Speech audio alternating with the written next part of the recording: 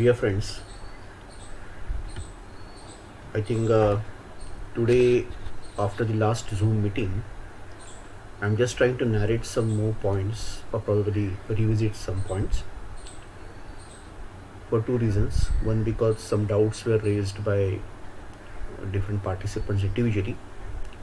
Also, because some of you could not attend the Zoom meeting and they expressed whether they can get some glimpse of it. Hence, this is a supporting video, you can say. It's not mandatory that everyone should follow that. Those who have attended Zoom meeting, they may find that some of the points were already discussed there. Nevertheless, the, many of you also said the PPT content is very deep and a repetition also is worth to go deeper into that, to understand that. As it goes without saying, whatever you find good in this course, every point, every sentence that is good in this course, if you find so, it is all Mahayagi Shri Aurobindo's. And whatever you find lacking, undoubtedly you can put it to me. So we're trying to understand this basic PPT 3. If need be, I will tell you a little bit about earlier also, a separate video. But some points which we discussed about PPT 3, maybe I thought we'll have a small video to revisit them. So what is religion and spirituality? I'll just try to go through some of these points. I hope you are able to see the slide once again here. And it is also sent to you. Some of you have gone through that very well. They have submitted their answers also. And answers this time are very simple. You have to only make a summary of the important points.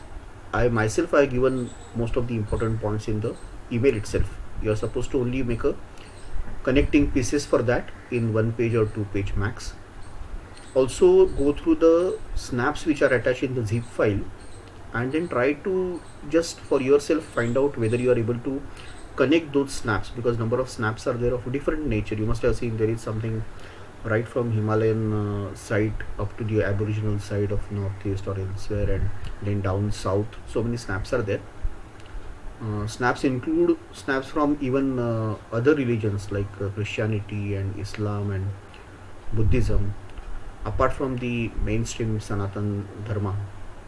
Deliberately, just to understand for you that everything ultimately is same human nature trying to bridge the gap between its mundane life and its spiritual aim.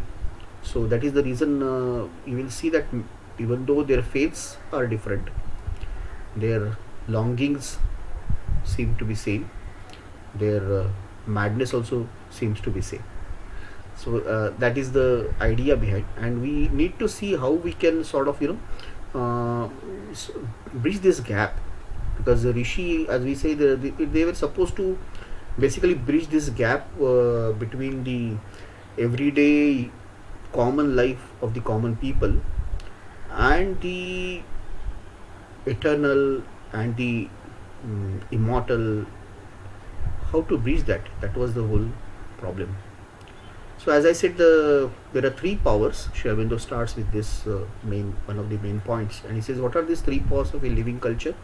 How can you judge value of a culture? So there is the power of its original concept of life. What is its main idea? What is its concept of life? What is its primary sankalpana, or you can say the kalpana, or its driving idea which has taken this culture.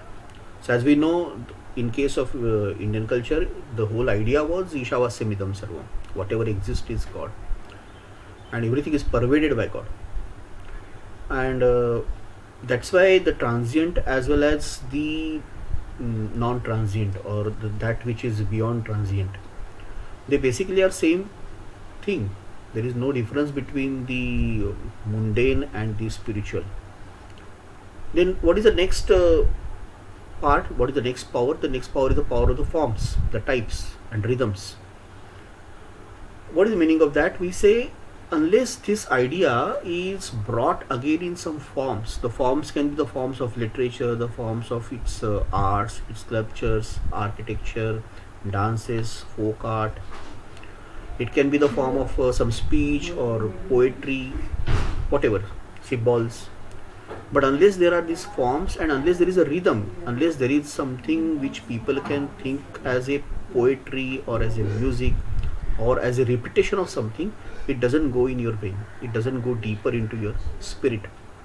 That's why the repetition or the avartan or the rhythm is very important in this. And cultures which could not repeat these things, we cannot say okay, God is everywhere and everything is pervaded by God. That's period. No, because told that once does not go deep. You have to tell it again and again, again and again. That is why abhyasa. Abhyasa means doing something again and again. That is the power of its rhythm. And India, as we know, it's a very very musical, rhythmic. It has woven everything in life into some rhythm. Its sculptures are also in rhythm. And then what is the last power? Last power is the power of its inspiration, vigor, and the force of vital execution. Meaning, it is that vital part. It is the actual action part. Because it is good to have good ideas. It is good to have its reputation in your speech and everything. But then something has to happen on earth. It has to happen actually in vital form, in material form. So then only it will reach people. So I was giving example to somebody that Shankaracharya revived the entire Sanatan Dharma, and then he wrote so many commentaries. But apart from that, he also made so many pilgrimages on foot from north to south of this vast land. And then he debated with so many people. So that was the vital execution of his knowledge. Knowledge did not remain stagnant. It was made fluent. It was made fluid. And that is how the Shakti or the force of doing it in reality, it has to come. It can be Ichha Shakti, it can be Karya Shakti, it can be, that is a part of the actual power. So these are the three powers which are very important for a culture. And India stood quite well in all these things. Then we said that, I think this is the next one. We said that what are these, it was an immense religious effort. It was not just a dogma, it was not just a creed, it was an effort done by the human spirit. And what are the striking features of that? One, its inspiration was a very lofty principle, as we said just now. Second, it had the idea that individuals, their manhood, they have to be uplifted and they have to be perfected. Third, all this was aligned to a very spacious social architecture. That means your society should provide a structure for that. Your society should provide some institute for that. Okay, I want to do something, but does my society give me privilege or freedom or some structure to do it, some way to do it? That is very important. And that is why it was not just a strong philosophical, intellectual or artistic creativeness, but it was a great fruitful life power. So these are all points which are coming to stress on you that it was a immense life-giving effort, a very revivifying effort. And that is why even Greek or Roman civilizations, if we see, then we find the difference here that there was as I repeated, there was a consistency in expression and continuity of experience. It went on happening. There was so much consistency. I uttered this particular quote in my Zoom meeting also.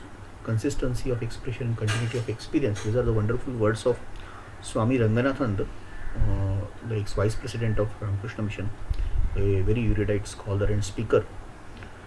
And that is why he says that it was an immense religious effort of human spirit. It is not just something written in the book. It was an effort done in life of millions and millions of people.